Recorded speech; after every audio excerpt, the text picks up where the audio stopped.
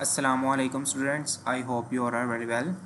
सो क्या आपके साथ ये मैं डेटा विजुअलाइजेशन पाइथन की लेक्चर आपके साथ शेयर कर रहा हूँ। सबसे पहले तो हम यहाँ पे अपनी लाइब्रेरीज़ को इंपोर्ट कर लेंगे। अब डेटा सेट को कॉल करने के लिए हम लोग पांडास लाइब्रेरी का यूज़ करते हैं। फिर उसके बाद यहाँ पे मैंने विजुअलाइजेशन के लिए एक लाइब्रेरी इंपोर्ट कर ली है, matplotlib.pyplot। ये पूरी एक लाइब्रेरी है और इसको मैं आगे चल के एज अ PLT के तौर पर यूज़ करूँगा, क्योंकि बहुत बड़ी लाइब्रेरी का नेम है। तो बार बार जब हमने PLT का यानी matplotlib.pyplot जो कि प्लॉटिंग के लिए, चार्ट्स को क्रिएट करने के लिए यूज़ होती है, डिस्प्ले करवाने के लिए यूज़ होती है, तो मैं बार बार इस पूरी लाइब्रेरी को कॉल नहीं करूँगा। इसको शॉर्टली मैं PLT के तौर पर यूज़ करूँगा। और नेक्स्ट हमारे पास लाइब्रेरी है, that is Seaborn library हमारे पास एडवांस लेवल की विजुअलाइजेशन की लाइब्रेरी आ जाती है, तो इसको मैं एज अ SNS के तौर पर यूज़ करूँगा। एज के बाद कोई भी आप नाम यहाँ पे लिख सकते हैं, बस आपने फिर आगे चल के उसी नाम को कॉल करते हुए इसके मेथड्स को यूज़ करना है। सो यहाँ पे मैंने अपना डिटेल अंडरस्कोर स्टोर इन्वेंट्री का जो मेरे पास डेटा था उसको मैंने यहाँ पे कॉल कर लिया है। एक बार उसको मैंने चेक कर लिया। सबसे पहले तो उसकी डी टाइप्स यानी डेटा टाइप्स को चेक कर लिया। अब डेटा टाइप चेक करना इसलिए ज़रूरी है कि हमारे पास डेटा के अंदर हमारे पास जो कॉलम है डेट का, उसकी डेटा टाइप को चेक करना तो बहुत ज़रूरी है, क्योंकि वो यहाँ पे मेरे पास ऑब्जेक्ट में आ रही है, जबकि डेट वाले कॉलम की हमारे पास एक्यूरेट डेटा टाइप होती है डेट टाइम। तो उसमें कन्वर्ट करने के लिए हमें सबसे पहले फिर डेटा टाइप्स को चेक करना पड़ता है।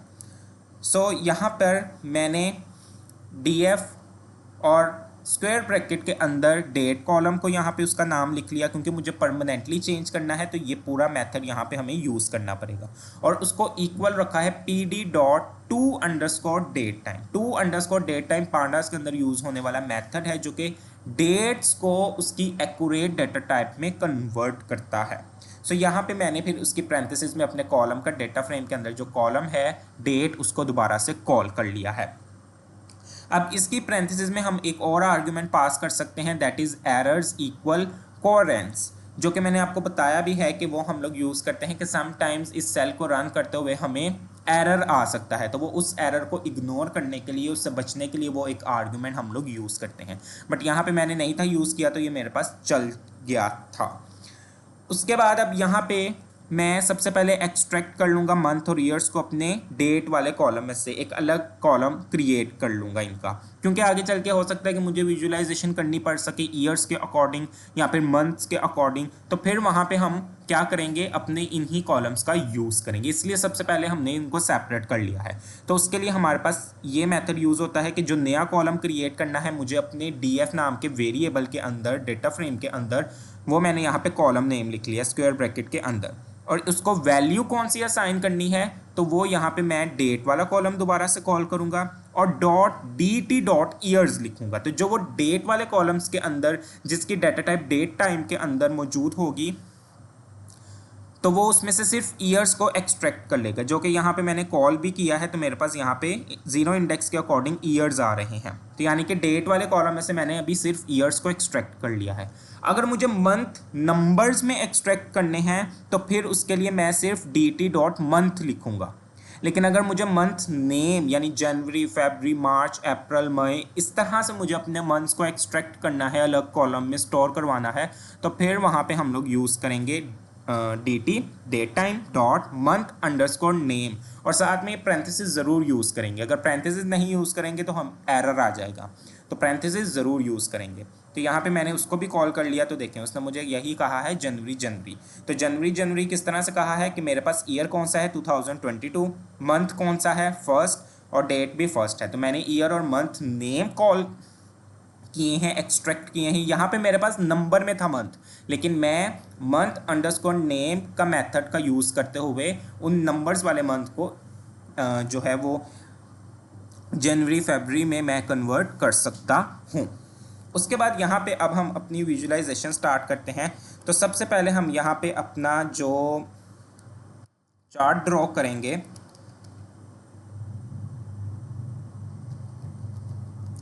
यहाँ पे हम सबसे पहले अपना जो चार्ट ड्रॉ करेंगे उसका हम यहाँ पे नेम लिख लेते हैं, दैट इज़ कॉलम चार्ट, या फिर हम यहाँ पे ये हमारे पास अब यहाँ पे आएगा कॉलम चार्ट। तो कॉलम चार्ट के लिए हम किस तरह से यहाँ पे अपना कोड लिखेंगे वो हम यहाँ पे देखते हैं। सबसे पहले तो यहाँ पे मैं एक काम कर लेता हूँ कि अपने जो चार्ट हैं उनकी मैं थोड़ी सी स्टाइलिंग वगैरह कर लेता हूँ। तो मैं यहाँ पे लिखता हूँ SNS, क्योंकि मैंने सीबॉर्न लाइब्रेरी को एज अ SNS के तौर पर यूज़ करना है। और उसके बाद यहाँ पे मेरे पास ये एक सेट नाम का मेथड यूज़ होता है। सेट में मैंने अब स्टाइल बता दिया कि जो चार्ट मेरे पास डिस्प्ले होने चाहिए वो थोड़े से स्टाइलिश होने चाहिए। तो यहाँ पे अब मैं स्टाइल बता दूंगा। मैंने यहाँ पे बता दिया वाइड ग्रिड। ओके, चल आगे चलकर देखते हैं कि किस तरह से हमारे पास इसमें फिर डिस्प्ले होगा चार्ट। तो कॉलम चार्ट हमने क्रिएट करना है। अब मुझे कॉलम चार्ट, जब भी हम लोग चार्ट्स वगैरह मोस्टली क्रिएट करते हैं तो यहाँ पे हम अपने एक या दो कॉलम्स के पर्सपेक्टिव करते हैं। तो यहाँ पे सबसे पहले तो मैं यूज़ करूँगा ग्रुप बाय का मेथड, क्योंकि ग्रुप बाय में क्या हम लोग यूज़ करते हैं जब हमने समराइज अपने डाटा को करना हो। अब ग्रुप बाय का मैं यहाँ पे किस तरह से यूज़ करूँगा कि मुझे इन्वेंट्री अपने रीजन कॉलम के अकॉर्डिंग मुझे प्राइस को डिस्प्ले करना है। तो उसके लिए यहाँ पे फिर हम यूज़ करेंगे ग्रुप बाय का मेथड। तो यहाँ पे सबसे पहले मैं एक और वेरिएबल क्रिएट कर लेता हूँ, that is region underscore price equal अब df, जहाँ पे मेरा डेटा है df डॉट ग्रुप बाय, और इसके पैरेंथेसिस में जिस कॉलम के अकॉर्डिंग हमने ग्रुपिंग करनी है तो वो कॉलम हम सबसे पहले यहाँ पे डिफाइन करते हैं। फिर यानी कि कैटेगोरिकल कॉलम हम यहाँ पे डिफाइन करेंगे पैरेंथेसिस के अंदर। फिर स्क्वायर ब्रैकेट के अंदर हम वो कॉलम डिफाइन करेंगे जो हमारा प्राइस होगा, जिसके ऊपर हमने कोई ऑपरेशन परफॉर्म करवाना होगा। अब चूंकि हर रीजन के अकॉर्डिंग मुझे अभी चेक करनी है प्राइस वगैरह कि टोटल प्राइजेस जो हैं वो नॉर्थ रीजन में कितनी हैं, इसमें हमारे पास साउथ में कितनी है। तो अगर मुझे सम चाहिए तो यहाँ पे हम ऑब्वियसली फिर डॉट सम का मेथड यूज़ करेंगे। अगर हमें मीन एवरेज वैल्यू चाहिए तो उसके लिए हम मीन का यूज़ करेंगे। काउंट करना है तो उसके लिए हम लोग काउंट का यूज़ करेंगे, जो हम लोग अपने एग्रीगेशन के मेथड्स प्रीवियस अपने लेक्चर्स में पढ़ चुके हैं। उसके बाद यहाँ पे मैं साथ ही कह देता हूँ कि रीसेट, यहाँ पे मैं कह देता हूँ रीसेट इंडेक्स, कि यानी कि उनके इंडेक्स को भी क्या करो, रीसेट कर दो। यानी कि हो सकता है इसमें हमारे पास वो क्या करेगा, इंडेक्स की रेंज को रीसेट कर देगा। यहाँ पे हम SNS लाइब्रेरी का यूज़ करते हुए अपने चार्ट को क्रिएट करते हैं। बल्कि ये हमारे पास यहाँ पे हम लिखते हैं बार। ये हमारे पास यहाँ पे बार प्लॉट आ गया। पैरेंथेसिस ओपन करेंगे और बार प्लॉट में हम यहाँ पे बताएंगे कि हमने कौन सा यहाँ पे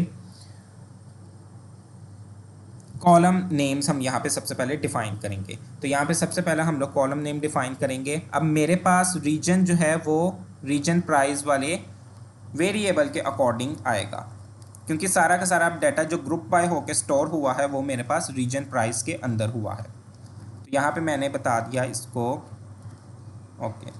मैं यहाँ पे बल्कि हम प्राइस को अगर पहले रख दें और कोमा, उसके बाद रीजन अंडरस्कोर प्राइस, और यहाँ पे सेकंड कॉलम आ जाएगा मेरे पास रीजन। ठीक है, यहाँ पे मैंने कॉलम्स बता दिए हैं। उसके बाद हम यहाँ पे और भी थोड़ी सी जो है वो स्टाइलिंग वगैरह कर सकते हैं। यहाँ पे हम PLT matplotlib dot pyplot library को मैंने एज अ PLT के तौर पर यूज़ किया है, और इसके अंदर मैं अपने इस चार्ट का टाइटल भी दे सकता हूँ। तो टाइटल मैं यहाँ पे दे दूँगा total price by region by, यहाँ पे मैंने टोटल प्राइस बाय रीजन पूछ लिया है। और उसके बाद मैंने उसको कहा कि PLT डॉट एक्स लेबल, हम यहाँ पे लेबल्स भी दे सकते हैं। अब एक्स लेबल का मतलब है कि एक्स एक्सिस में जो मेरे पास वैल्यूज़ होंगी वो कौन सी होंगी। तो मैंने यहाँ पे लिख दिया प्राइस डॉट, फिर हमारे पास है यहाँ पे वाई लेबल। तो वाई लेबल में मैंने यहाँ पे लिख दिया रीजन। और उसके बाद जब हमने अपना प्लॉट डिस्प्ले करवाना होता है तो उसके लिए हम लोग PLT लाइब्रेरी के अंदर मेथड यूज़ करते हैं डॉट शो।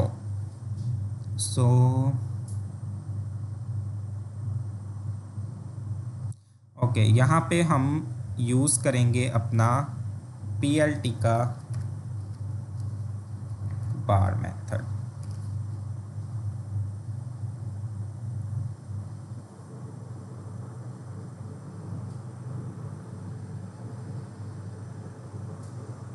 ओके, यहाँ पे ये हमारे पास एक्स एक्सिस में रीजन्स आ गई हैं और वाई एक्सिस में, चलें हम यहाँ पे ज़रा थोड़ी सी चेंजिंग्स कर देते हैं। मैंने यहाँ पे रीजन कह दिया, यहाँ पे मेरे पास प्राइस, एक्स एक्सिस में हम कह देंगे region and here we have price. Okay, अब यहाँ पे ये मेरे पास डिस्प्ले हो चुका है। अब सम किया था, चूँकि अब यहाँ पे मेरे पास सम की वैल्यूज़ के ऊपर भी बहुत सी वैल्यूज़ जा रही हैं, इसलिए यहाँ पे हमारे पास IE6 का यहाँ पे आ रहा है। तो इसका मतलब है कि अभी और भी आगे हमारे पास बहुत सी वैल्यूज़ मौजूद हैं। लेकिन अगर हम इसको डॉट सेट री इंडेक्स को अगर हम ख़त्म कर दें तो देन हमारे पास यहाँ पे फिर देखें एरर आ चुका है। ठीक है, तो उसी एरर से बचने के लिए हमने यहाँ पे यूज़ किया था अपना रीसेट अंडरस्कोर इंडेक्स का मेथड हम लोगों ने यूज़ किया था। तो ये है हमारे पास कॉलम चार्ट, क्योंकि ये जो चार्ट, ये जो बार्स डिस्प्ले हो रही हैं ये कॉलम वाइज हैं, वर्टिकली हैं। हॉरिजॉन्टली हमारे पास इस तरह से होती हैं, जिनको हम लोग बार चार्ट या फिर बार प्लॉट कहते हैं। तो बार चार्ट या बार प्लॉट को भी हम लोग अपने इसी मेथड के साथ यूज़ करते हैं। बस इसमें हम लोग कुछ यहाँ पे चेंजिंग्स करेंगे कि यहाँ पे मैं अब कह देता हूँ कि मैं कैटेगरी के अकॉर्डिंग चलता हूँ, बल्कि यहाँ पे कैटेगरी के अकॉर्डिंग, यहाँ पे मेरे पास फिर रीजन की जगह आ जाएगा कैटेगरी कॉलम। और ठीक है, यहाँ पे हम प्राइस ही रख लेते हैं और सम ही रहेगा हमारे पास।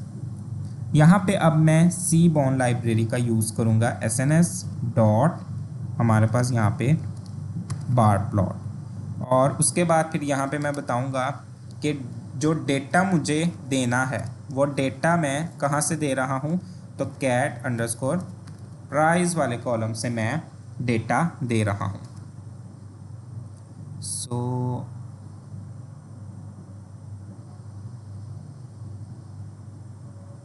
ओके, यहाँ पे हम लोग अपने एक्स एक्सिस और वाई एक्सिस को भी डिफाइन करेंगे। एक्स एक्सिस में यहाँ पे कह देता हूँ कि है मेरे पास कैटेगरी,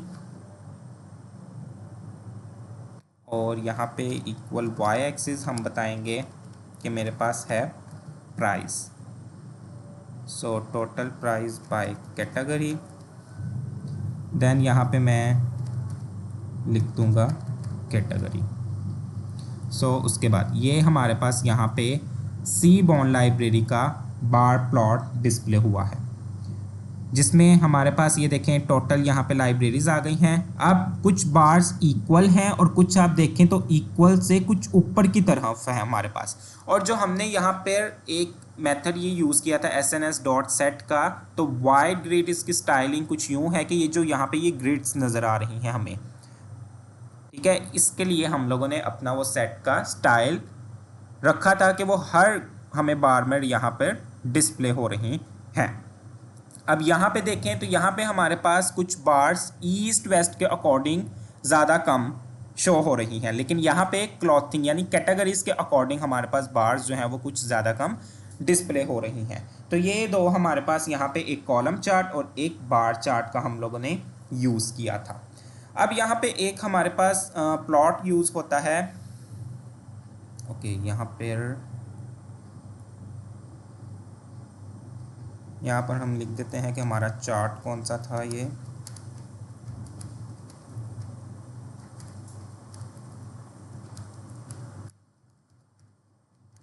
बार प्लॉट। ठीक है, नेक्स्ट हमारे पास है यहाँ पर अब एक चार्ट यूज़ होता है, that is we have pair plot. Pair plot में बेसिकली हमारे पास हर तरह का चार्ट डिस्प्ले हो जाता है जो कि कुछ वेरिएबल्स के दरमियान रिलेशनशिप्स भी फाइंड आउट करता है। तो वो यहाँ पर हम लोग सी बॉर्न लाइब्रेरी का यूज़ करते हुए करेंगे। जिसमें मैंने यहाँ पे लिखा SNS डॉट PAI लिखकर टैब बटन प्रेस किया है, तो उससे रिलेटेड जो चार्ट यूज़ होता है वो उसने मुझे यहाँ पर डिस्प्ले करवा दिया है। अब हम यहाँ पे देखते हैं कि क्या कुछ हमारे पास आर्गुमेंट अगर यूज़ हो, नहीं तो हम यहाँ पर फिर अपने कॉलम्स नेम ही सब के सब यहाँ पर डिस्प्ले करवाएंगे। अब चूंकि हमारे पास ये 2D डेटा है तो इसलिए यहाँ पर दो हमारे पास ये स्क्वायर ब्रैकेट्स यूज़ होंगी। सो यहाँ पर हमारे पास जो हम इन्हीं के दरमियान क्या करते हैं, पेयर प्लॉट, क्योंकि ये न्यूमेरिक डेटा के ऊपर वर्किंग करते हैं तो इसलिए यहाँ पर हम अपने न्यूमेरिक डेटा के नाम देंगे। सो यहाँ पे हम लोग डबल कोट्स का यूज़ करेंगे। Then second level units sold, यहाँ पर हम नाम भी देख लेते हैं, ठीक है, unit sold, inventory level, unit sold, units order.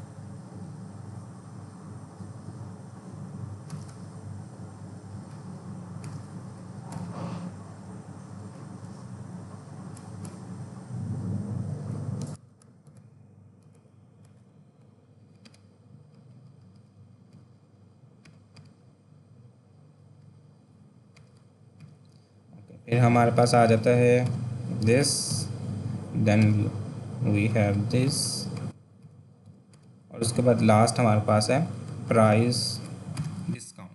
अब इसके हमें पेयर प्लॉट्स चाहिए और उसके बाद यहाँ पर हम लिखेंगे PLT डॉट शो। जब भी प्लॉट्स कह दिया, प्लॉट्स को हमने डिस्प्ले करवाना होगा तो हम PLT डॉट शो का यूज़ करेंगे। सो ओके, यहाँ पे ये हमारे पास प्राइस और डिस्काउंट अलग अलग कॉलम्स हैं।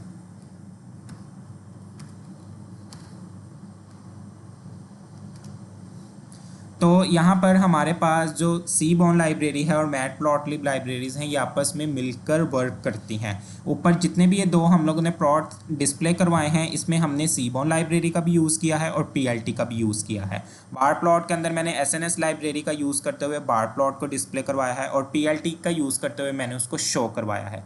तो यहाँ पर हमारे पास ये दोनों जो लाइब्रेरीज़ हैं वो मिलकर वर्क करती हैं, इसलिए दोनों का यूज़ हम लोग एक वक्त में ही करेंगे। सो यहाँ पे देखें मेरे पास ये पेयर प्लॉट्स जो हैं वो हर कॉलम के अकॉर्डिंग यहाँ पर डिस्प्ले हो रहे हैं, जो कि पेयर प्लॉट्स में मेरे पास ये इन्वेंट्री लेवल के ये तमाम के तमाम प्लॉट्स हैं, जिसमें रिलेशंस भी हम लोग फाइंड कर सकते हैं कि जो है वो देखें अगर ये मेरे पास लाइन कुछ इस तरह से जा रही है तो इस तरह से मुराद है कि मेरे पास जो इन्वेंट्री लेवल की प्राइस है वो इंक्रीज हो रही है, ना कि डिक्रीज हो रही है, माइनस में नहीं जा रही बल्कि पॉजिटिव में मेरे पास यहाँ पे ये लाइन जा रही है। उसके बाद ये मेरे पास यूनिट सॉल्ट का है, मेरे पास यूनिट ऑर्डर्स का है, हमारे पास इस तरह से ये पेयर्स यहाँ पर डिस्प्ले हो रहे हैं। ये हमारे पास जो बार है ये हमारे पास स्कैटर बार कहलाता है, जिसमें पॉइंट्स डिस्प्ले होते हैं। पॉइंट्स या कह सकते हैं कि बबल्स हमारे पास डिस्प्ले हो रहे हो। तो पेयर प्लॉट्स में हमारे पास ये हर एक का उसके साथ रिलेशन भी बताया जा रहा है। इन्वेंट्री लेवल के साथ इन्वेंट्री लेवल का किस तरह का रिलेशन है बाकी सब चार्ट्स के साथ वो यहाँ पर भी डिस्प्ले करवाया गया है।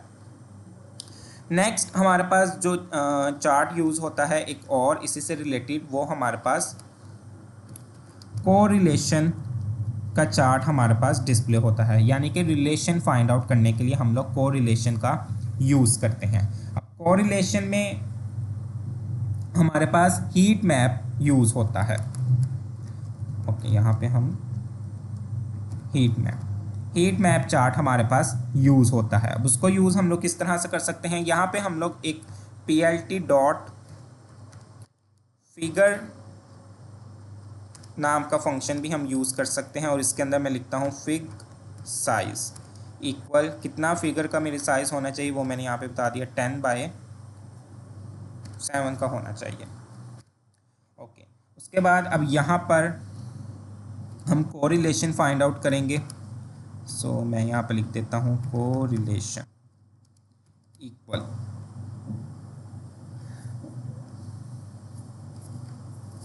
ओके, यहाँ पर मैंने लिख दिया DF डॉट कोरिलेशन, बल्कि अगर हम इसको डायरेक्टली यूज़ करें अपनी एसएनएस लाइब्रेरी के अंदर हमारे पास यूज़ होता है हीट मैप। एसएनएस लाइब्रेरी के अंदर हमारे पास यूज़ होता है हीट मैप। और df डॉट कोरिलेशन यानी कि df डॉट को CORR, और इसके पैरेंथेसिस में अब मैं लिख देता हूँ यहाँ पे कि सिर्फ न्यूमेरिक वैल्यूज़ को ही सेलेक्ट करना है, क्योंकि कोरिलेशन हम लोग सिर्फ न्यूमेरिक वैल्यूज़ में ही यूज़ करते हैं। और यहाँ पर एक और आर्गुमेंट मैं पास कर देता हूँ, डेट इज़ नॉट ट्रू। अब नॉट ट्रू का मतलब है कि थोड़ा सा जो मेरा चार्ट है वो क्या होना चाहिए, इंटरेक्टिव होना चाहिए।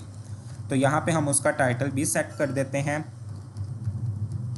कोरिलेशन हीट मैप, और यहाँ पे PLT डॉट शो यूज़ करते हैं।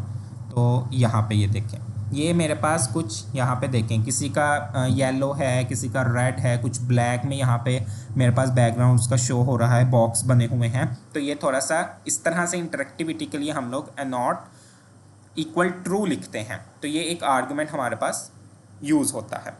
अब जितने भी यहाँ पे मेरे पास कॉलम्स हैं जिनकी वैल्यूज़ न्यूमेरिक डेटा टाइप में है, तो उसके लिए मैंने कोर के अंदर ये एक आर्गुमेंट पास किया था। तो यहाँ पे इन्वेंट्री लेवल एक ये कॉलम है, और इसी की तरफ एक्स एक्सिस में भी मेरे पास जो सेम कॉलम्स होंगे उनकी तो वैल्यू डेफिनेटली 1 ही होगी, क्योंकि अपने ही कॉलम के साथ हम कंपैरिजन या उसका रिलेशन फाइंड आउट नहीं कर सकते, हमेशा दो के दरमियान रिलेशन फाइंड आउट किया जाता है। और ये जो हमारे पास वैल्यूज़ आती हैं कोरिलेशन की, बेस्ट कोरिलेशन वो होता है जो +1 हो या +1 के पास हो। हमारे पास +1 से -1 के दरमियान ये कोरिलेशन की वैल्यूज़ होती हैं। अगर हमारे पास 0.5 या फिर 0.5 से अबव हमारे पास कोरिलेशन आ रहा है पॉजिटिव में, तो इसका मतलब है कि उन दोनों कॉलम्स के दरमियान पॉजिटिव रिलेशनशिप्स है, स्ट्रॉन्ग रिलेशनशिप्स है। और ये हम लोग कोरिलेशन बेसिकली फाइंड आउट करते हैं जब हमने कोई इन पे मशीन लर्निंग का एल्गोरिथम इम्प्लीमेंट करना हो। तो फिर वहाँ पर हम इम्प्लीमेंटेशन के दौरान ही हम लोग देखते हैं कि किस कॉलम के दरमियान बेहतरीन रिलेशन मौजूद है, फिर उसी के ऊपर हम लोग क्या करते हैं, अपने एल्गोरिथम्स को इम्प्लीमेंट करते हैं, ताकि अच्छा पॉजिटिव हम लोग जो आउटपुट है वो प्रिडिक्ट कर सकें। तो उसके लिए हमारे पास ये यूज़ होता है। जिस तरह यहाँ पे मेरे पास यूनिट सॉल्ट्स और इन्वेंट्री लेवल के दरमियान 0.5, यानी कि अच्छा इतना भी ज़्यादा स्ट्रॉन्ग रिलेशन तो नहीं है, लेकिन पॉजिटिव ज़रूर है क्योंकि 0.5 है। लेकिन यहीं पे अगर हम देखें तो यूनिट्स और प्राइस के दरमियान 0.001, नेगेटिव में तो नहीं है, पॉजिटिव ही है, लेकिन फिर भी 0.0011 है। तो इसका मतलब है कि नो कोरिलेशन है, क्योंकि 0 पॉइंट है और पॉइंट के बाद भी फिर हमारे पास 0 है। और यहाँ पर आप वैल्यूज़ भी देख सकते हैं कि 1.0 से यहाँ पे 0 के दरमियान हमारे पास वैल्यूज़ आ रही हैं। आप कुछ यहाँ पे देखें तो नेगेटिव में भी वैल्यूज़ मौजूद है। तो इसका मतलब है कि फिर ईयर्स और इन्वेंट्री लेवल के दरमियान बहुत नेगेटिव वीक कोरिलेशन है। तो फिर इनको हम लोग अगर एल्गोरिथम इम्प्लीमेंट करें मशीन लर्निंग के, तो फिर इन कॉलम्स को उनके अंदर ऐड करना मुनासिब नहीं है। उससे फिर हमारे डाटा के अंदर एरर्स, उसकी एक्यूरेसी अच्छी नहीं होगी। और फिर जाहिर सी बात है कोई वैल्यू प्रिडिक्ट करनी हो इन केस, तो फिर हमारे पास वो वैल्यू भी एक्यूरेट नहीं आएगी, तो डिसीजन भी अच्छा नहीं होगा। तो यहाँ पर हम लोग यूज़ करते हैं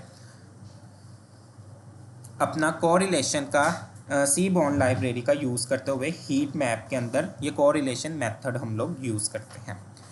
देन उसके बाद हमारे पास एक मेथड यूज़ होता है, मेथड या फिर हम लोग अगर चार्ट ही कहें तो वो है हमारे पास बॉक्स प्लॉट। अब बॉक्स प्लॉट हम लोग आउटलायर्स को डिटेक्ट करने के लिए इसका यूज़ करते हैं, बॉक्स प्लॉट।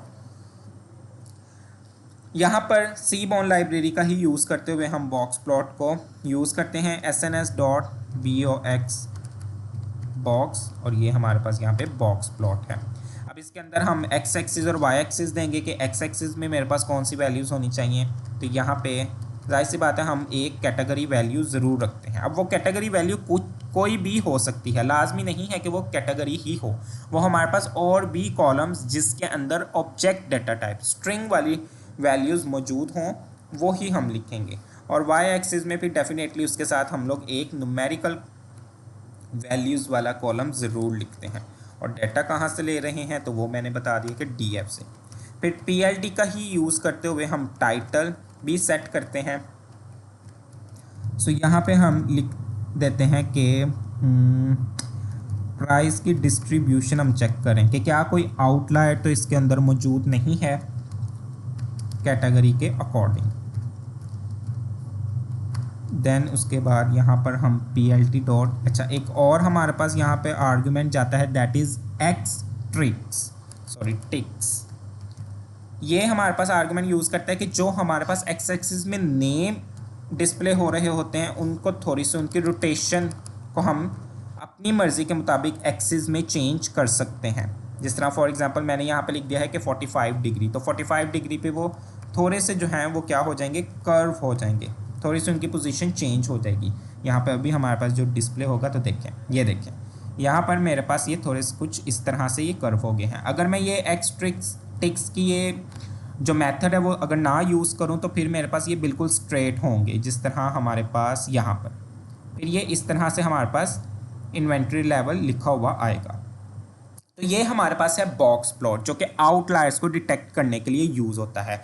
यहाँ पर हमारे पास मैक्सिमम वैल्यू मिनिमम होती है, क्वांटाइल्स भी जिनको कहा जाता है। यहाँ पर ये मेरे पास Q1 है, Q3 और ये Q2 है, Q2 मीडियन भी कहते हैं। तो बेसिकली ये जो बॉक्स फिल हुआ नज़र आ रहा है ये इस बात की भी अलामत है कि जो सबसे ज़्यादा कैटेगरीज के अकॉर्डिंग प्राइस आ रही हैं वो सबसे ज़्यादा इन रेंज के अंदर आ रही है। तो पता चल रहा है कि ठीक है यहाँ पर मेरे पास मैक्सिमम 30 या 35 रेंज बन सकती है, 30 से लेकर 70 या 75 तक की सबसे ज़्यादा प्राइजेज़ ग्रॉसरीज के अंदर मौजूद हैं। तो ये हमारे पास बॉक्स प्लॉट यूज़ होता है। अच्छा, आउटलायर्स को इसमें किस तरह से डिटेक्ट करते हैं, फिर रिमूव करने के भी मेथड्स हम लोगों ने पढ़े हैं। तो बेसिकली इसमें जो हमारे पास बबल नुमा चीज़ें, बबल नुमा यहाँ पे डॉट यूज़ या डिस्प्ले हो रहे होते हैं तो वो हमारे पास आउटलायर्स होती हैं, यानी एक्सट्रीम वैल्यूज़ होती हैं जिसकी ज़रूरत नहीं होती लेकिन बाय डिफ़ॉल्ट वो हमारे डेटा के अंदर मौजूद होती हैं। और हर एक का यहाँ पर बॉक्स आप देख सकते हैं डिफरेंट है, ठीक है। किसी का यहाँ पर ये थोड़ा सा नीचे आ रहा है, ये सेम नहीं है, दिखने में सेम लग रहे होंगे लेकिन डिफरेंट है। तो ये हमारे पास बॉक्स प्लॉट का, यहाँ पे देखें छोटा छोटा हम लोग कोड लिखते हैं इजी, और उसी से रिलेटेड हमारे पास यहाँ पर जो चार्ट है वो डिस्प्ले हो रहा है। फिर एक और हमारे पास बहुत ही ज़्यादा इम्पोर्टेंट और यूज़ होने वाला चार्ट है दैट इज़ पाई प्लॉट। हमारे पास यहाँ पे पाई प्लॉट या फिर पाई चार्ट जिसको हम कहते हैं। अब पाई चार्ट ये हमने एक बात जो है वो यहाँ पर इस चार्ट को डिस्क्राइब करने के लिए ये हमने ज़रूर एक एग्जांपल पढ़ी होगी कि एक केक है उसके हम लोग कितने इक्वली जब स्लाइसिंग करते हैं पर्सनस के अकॉर्डिंग तो वो क्या होता है, हमारे पास वो जो स्लाइस आते हैं वो हमारे पास पाई चार्ट होता है। तो इसकी एग्जांपल किस तरह से मैंने इसमें रिलेट की है केक के साथ कि बेसिकली टोटल जो हमारे पास वो सर्कल होगा वो 100 डिग्री का होगा और डेटास की वैल्यूज़ के अकॉर्डिंग वो उसको क्या करेगा, डिवाइड कर देगा। तो ऊपर हमने अपना एक रीजन प्राइस नाम का जो डिस्प्ले करवाया था, रीजन और प्राइस के अकॉर्डिंग हमने वैल्यूज़ को सम किया था, उसी को अगर हम यहाँ पर डिस्प्ले करवाएं तो उसके लिए हम लोग पीएलटी का यूज़ करेंगे pie chart. SNS Seaborn library में भी यूज़ होता है लेकिन उसमें फिर कुछ आर्ग्यूमेंट्स डिफरेंट जाते हैं। तो दोनों में से जोन से भी आप चार्ट को यूज़ करना चाहें कर सकते हैं। अब इसमें सबसे पहले हम डेटा बताएंगे कि डेटा कहाँ से हम लोग दे रहे हैं। तो हम यहाँ पे सिंपली भी लिख सकते हैं रीजन अंडरस्कोर प्राइस, तो वो डेटा इक्वल लिखने की ज़रूरत नहीं पड़ेगी, वो उसको डायरेक्टली भी समझ जाएगा। फिर यहाँ पे लेबल्स हम बताएंगे। अब लेबल्स क्यों बताएंगे वो आगे चल के मैं आपको बताता हूँ कि जब हमारे पास यहाँ पर चार्ट डिस्प्ले होगा। यहाँ पर मैंने लेबल्स बता दिए कि लेबल्स भी तुमने उसी डेटा में से लेने हैं रीजन अंडरस्कोर प्राइस में से। उसके बाद यहाँ पे नेक्स्ट हमारे पास आएगा ऑटो पीसीटी यानी ऑटो परसेंटेज, कि जो वैल्यूज़ हमारे पास हमेशा पाई चार्ट में परसेंटेज की फॉर्म में डिस्प्ले होती हैं। तो यहाँ पे मैंने लिखा %1। अब %1 का मतलब है कि एटलीस्ट मेरे पास पॉइंट से पहले 2 नंबर्स तो होने चाहिए, 2, यानी कि हमारे पास टोटल होता है 100 डिग्री पे वो सर्कल 100 का मौजूद होता है, तो 100 को ही वो इक्वालिटी के साथ डिस्ट्रीब्यूट करेगा।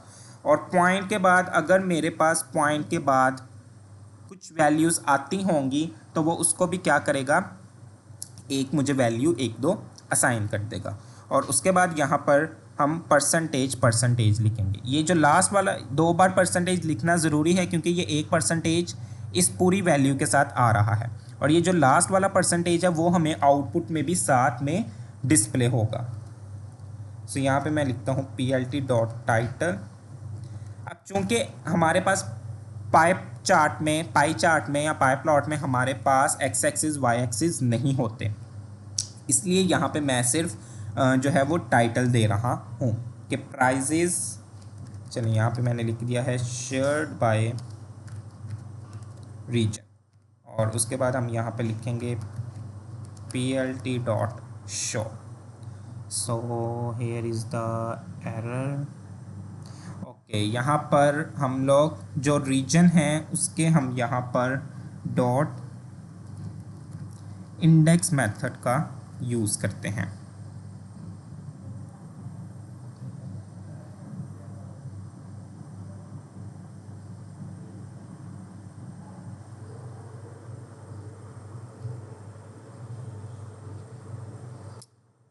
जस्ट वेट अ मोमेंट, हमारे पास ऊपर था okay region dot price. Okay, वहाँ पर हमारे पास रीसेट डॉट इंडेक्स भी लिखा हुआ था, तो इसको चलें यहाँ पर हम दोबारा से एक काम करते हैं।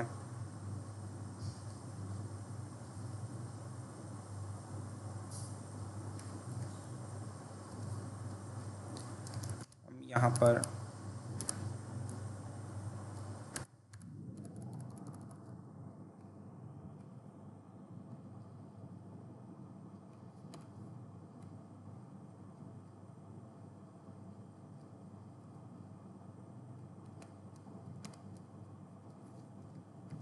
df डॉट ग्रुप बाय हम किसके लिहाज से कर रहे हैं, रीजन, और साथ में यहाँ पे मैंने कह दिया कि मेरे पास है प्राइस का कॉलम, और डॉट हम लिख लेते हैं यहाँ पर सम। देन ओके, अब यहाँ पर ये मेरे पास डिस्प्ले हो चुका है। तो यहाँ पर चूंकि अब ऊपर हमने जो यूज़ किया था रीजन अंडरस्कोर प्राइस नाम का वेरिएबल, तो उसमें हम लोगों ने डॉट लास्ट पे अगर आप लोग देखें तो उसमें हम लोगों ने डॉट रीसेट इंडेक्स मेथड का भी यूज़ किया था, तो उस वजह से हमें वो एरर आ रहा था। तो यहाँ पे दोबारा मैंने उसी मेथड को यूज़ किया है, बट मैंने आगे डॉट रीसेट इंडेक्स नहीं यूज़ किया। अच्छा, अब जो लेबल्स का यहाँ पर मैंने आर्गुमेंट यूज़ किया था, तो वो बेसिकली मैंने ये जो ईस्ट वेस्ट साउथ नॉर्थ मुझे डिस्प्ले हो रहे हैं, इसके लिए मैंने लेबल्स का यूज़ किया था कि ताकि मुझे पता लग सके कि ये वाला जो पोर्शन है वो किस कैटेगरी का है या किस रीजन का है। तो उसके लिए मैंने यहाँ पर यूज़ किया था लेबल्स का आर्गुमेंट यहाँ पर पास किया था। और डॉट इंडेक्स से मुराद है कि वो इंडेक्स के अकॉर्डिंग जो हमारे पास A to Z चल रहा होगा वो उसी के अकॉर्डिंग वर्क करेगा। अब यहाँ पर देखें, जो परसेंटेज मैंने वो वाली जो बात बताई थी कि अगर पॉइंट के बाद मेरे पास कोई वैल्यू होगी तो फिर वो 1 या 2 वैल्यूज़ यहाँ पर डिस्प्ले करवाएगा। और ये जो लास्ट वाला परसेंटेज है सिंबल, तो वो ये देखें साथ मैंने कहा था कि वो डिस्प्ले होने के लिए हम लोग यूज़ कर रहे हैं। तो बेसिकली उसने सब, मैंने तो यहाँ पे मेथड यूज़ किया है सम का, लेकिन वो यहाँ पर मुझे परसेंटेज में क्यों दिखा रहा है, क्योंकि उसी के लिए हमने यहाँ पे ऑटो परसेंट PCT का आर्गुमेंट पास किया है कि पाई चार्ट हमेशा परसेंटेज में ही डिस्प्ले होता है। अगर आप इन सब परसेंटेज जिसको प्लस करें तो हमारे पास एट दी एंड आंसर 100% में ही आएगा। तो वही बात है जो मैं आपको स्टार्टिंग में बता चुका हूँ। ओके, उसके बाद हमारे पास यहाँ पर नेक्स्ट जो चार्ट है दैट इज़ लाइन चार्ट या फिर लाइन प्लॉट। अब लाइन चार्ट या लाइन प्लॉट हम लोग यूज़ करते हैं ट्रेंड्स के अकॉर्डिंग, डेट्स वाले कॉलम के अकॉर्डिंग, ईयर्स के अकॉर्डिंग हम लोग फाइंड आउट करने के लिए यहाँ पर यूज़ करते हैं लाइन चार्ट का। तो यहाँ पर मैं लिख देता हूँ लाइन अंडरस्कोर, चलें यहाँ पर मैं लिख देता हूँ trend equal df dot group by. अब ग्रुप बाय का यूज़ करते हुए वो ईजिली हमारे पास वैल्यूज़ आ जाएंगी। तो यहाँ पे मैं डेट वाले कॉलम को कॉल कर लेता हूँ, बल्कि यहाँ पर अगर हम ईयर्स वाले कॉलम्स के अकॉर्डिंग चलें और ईयर्स वाले कॉलम के अकॉर्डिंग, यानी 2022 में कितनी मेरे पास टोटल आई हैं, ये तो यहाँ पे तो हमने कैटेगरीज के अकॉर्डिंग देख लिया कि साउथ में टोटल कितनी सम हुई है वैल्यूज़। तो यहाँ पर मैं अब चलें इन्वेंट्री लेवल को मैं यहाँ पर लेकर चलता हूँ, इन्वेंट्री लेवल वाले कॉलम को, और उसको मैं यहाँ पर सम करता हूँ, ठीक है। और उसके बाद अब चूंकि ये हमारे पास ईयर्स के अकॉर्डिंग ये वाला काम होगा, तो यहाँ पर हम लोग पाई प्लॉट के अंदर लाइन चार्ट के लिए सिर्फ हम लोग plt डॉट प्लॉट का यूज़ करते हैं, तो वो हमारे पास चलता है लाइन चार्ट के लिए ही यूज़ होता है। अब लाइन अंडरस्कोर ट्रेंड का मैंने यूज़ किया और डॉट इंडेक्स। जब आप इसको एक दो बार जो है वो लेक्चर को सुनेंगे तो आपको ये सारी चीज़ें अच्छी तरह से समझ आ जाएंगी। सिर्फ आप इस कोड में थोड़ी बहुत चेंजिंग्स करेंगे अपने डेटा के अकॉर्डिंग, लेकिन बाकी कोड सेम एग्जैक्ट रहेगा और अकॉर्डिंग टू रिक्वायरमेंट्स ही हम लोग लाइन चार्ट डिस्प्ले करेंगे। अगर सेल्स की बात हो रही होगी और ओवर द टाइम बात हो रही होगी, अगर ईयर्स के अकॉर्डिंग बात हो रही होगी, तो फिर वहाँ पर लाइन चार्ट ही यूज़ करेंगे। अब कुछ बार जिस तरह इसकी सिंपल एग्जांपल एक हमारे पास क्रिप्टोग्राफी की है कि हम क्रिप्टोग्राफी में देखते हैं वो जो लाइन साथ साथ कभी अप डाउन, कभी अपवर्ड जा रही होती है, कभी डाउनवर्ड जा रही होती है, तो वो बेसिकली लाइन चार्ट का यूज़ वहाँ पर हो रहा होता है, जो हमें बता रहा होता है कि इस वक्त प्राइस इस चीज़ की क्या है, इंक्रीज़ हो रही है, डिक्रीज़ हो रही है, ठीक है। तो वहाँ पर हमारे पास ये वाला चार्ट यूज़ होता है। तो यहाँ पर हम एक जो है वो वैल्यूज़ नाम का भी यहाँ पर हम एक डॉट का यूज़ करते हैं, फिर plt डॉट टाइटल, क्योंकि टाइटल से हमें पता चल जाएगा कि जो चार्ट है वो क्या कहना चाह रहा है। तो यहाँ पे मैं कह देता हूँ कि इन्वेंट्री जो है, inventory trend over over years यहाँ पर मैं लिख लेता हूँ। Then plt dot x label बता देते हैं कि एक्स लेबल में मुझे क्या वैल्यूज़ डिस्प्ले होनी चाहिए, तो मैंने यहाँ पे कह दिया कि ईयर्स मुझे डिस्प्ले हो जाएं। और फिर मैंने यहाँ पर वाई लेबल में बता दिया कि वाई लेबल में मेरे पास क्या डिस्प्ले हो, तो वाई लेबल में मैं कह देता हूँ कि इन्वेंट्री लिखा हुआ आए। बेसिकली लिखा हुआ हमारे पास इन्वेंट्री लेवल आएगा। और उसके बाद यहाँ पर अब हम कह देते हैं कि plt डॉट शो, इसको अब ज़रा हमें शो करवाओ। तो ये देखें हमारे पास ये जो वैल्यूज़ तो चले हमें यहाँ पर डिस्प्ले हो ही रही हैं, लेकिन यहाँ पर ये देखें हमारे पास ये जो लाइंस डिस्प्ले हो रही हैं, तो उसके लिए हम लोग लाइन चार्ट का यूज़ करते हैं।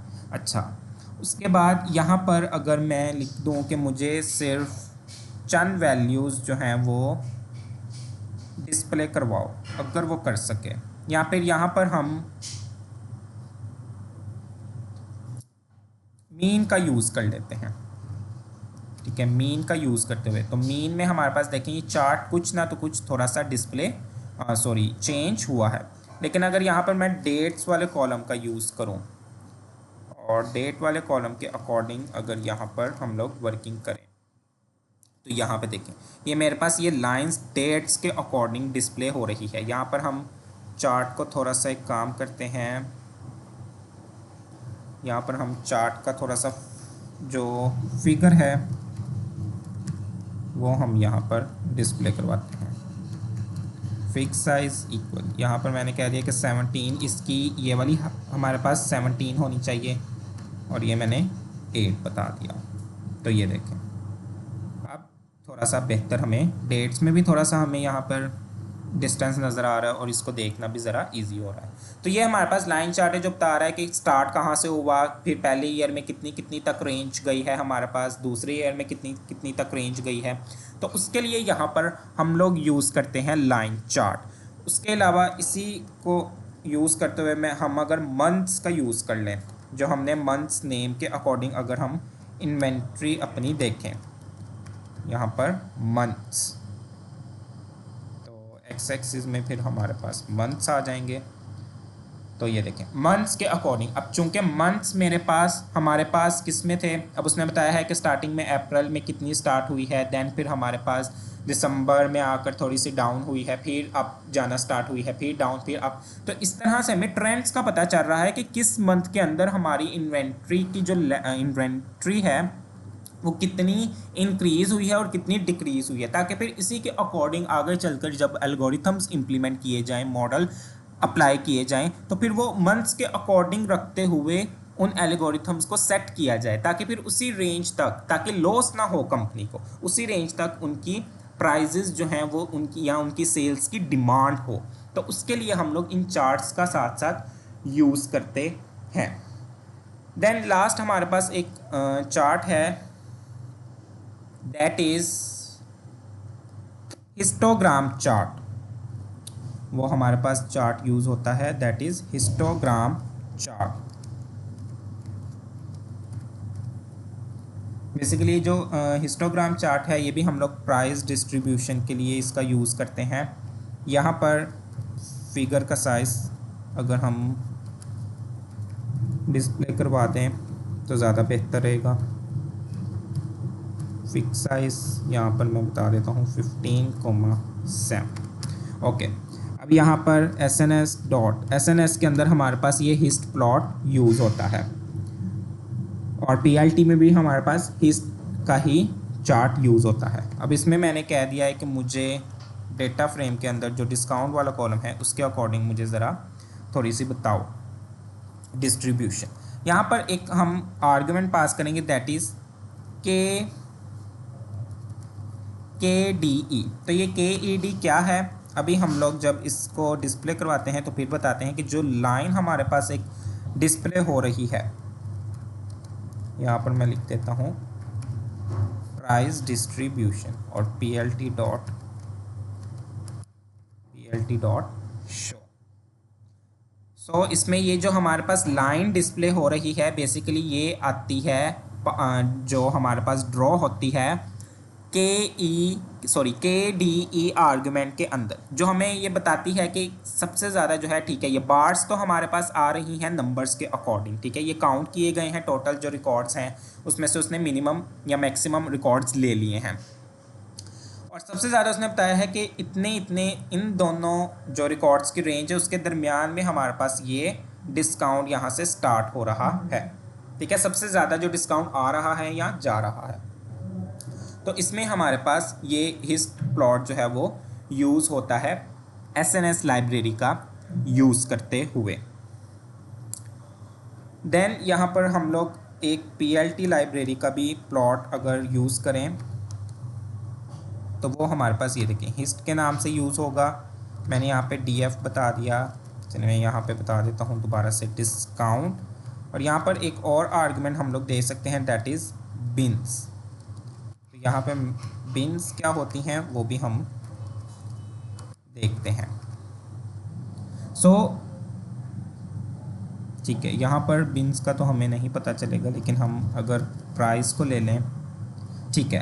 अब ये जो बिन मैंने एक आर्गुमेंट पास किया है, ये बेसिकली बिन्स हम लोग कह रहे हैं कि 20 होनी चाहिए। तो क्या मतलब है कि ये बार्स नज़र आ रही हैं, और हिस्टोग्राम हमारे पास कॉन्टीन्यूस वैल्यूज़ के लिए यूज़ भी होता है कि अगर प्राइस हमारे पास कॉन्टीन्यूसली यानी कि 400 की एक प्राइस है और साथ ही साथ 401 पे जा रही है या 420 पे जा रही है, तो 400 से 420 के दरमियान अगर कुछ और पॉइंट्स में भी वो प्राइस लाई कर रही है तो वो चार्ट साथ साथ हमारे पास डिस्प्ले होंगे। और ये बिन्स का मतलब है कि टोटल जो ये हमारे पास बार्स डिस्प्ले होने चाहिए ये टोटल 20s होनी चाहिए। तो अगर आप काउंट करके भी इनको देख लें तो ये 20 डिस्प्ले होंगी। अब चूंकि डिस्काउंट वाले कॉलम में इतनी हमारे पास बार्स नहीं थी आ रही, इसलिए वहाँ पे ये 20 वर्क नहीं था किया।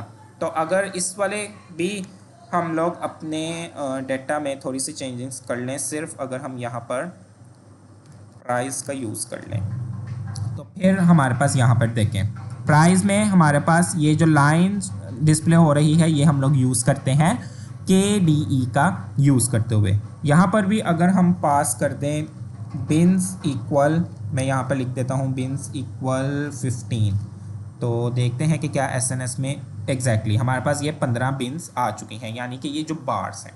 तो ये तमाम तर प्लॉट्स हमारे पास according to requirements, according to हर एक की अपनी अपनी एक करैक्टरिस्टिक्स है, खसूसियात है, उसी के मुताबिक हम इनका यूज़ करते हैं। सो आई होप कि ये आपको क्लास ये चार्ट्स और कोड किस तरह से राइट करने हैं ये आपको क्लियर हुआ होगा। बहुत ही ईजी कोड्स हैं, सिर्फ आपने अपने डेटा के अकॉर्डिंग कॉलम्स के अकॉर्डिंग इसमें चेंजिंग्स करनी है और इम्प्लीमेंटेशन करनी है। Thank you. You so much for hearing. अल्लाह हाफिज़।